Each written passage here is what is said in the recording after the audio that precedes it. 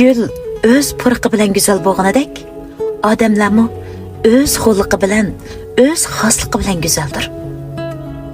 Şuna başqalarını doğrab emas, öz xosliqingiz bilan yashang hayotda.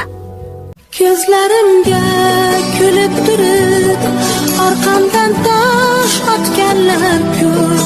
Qo'shiqlarim kuylab yurib, yo'lim poylab yotganlar ko'p. Menmi ba'zida charchab qolaman. Yaqin bilganlarimning bir ig'iz charchadim degan gapini anglashni xalaqma qilib. Xizmat besimi, turmush besimi ig'ir kelganda shu besimlarimni birdan bo'lsa-mu yangilatishni o'ylab qolaman.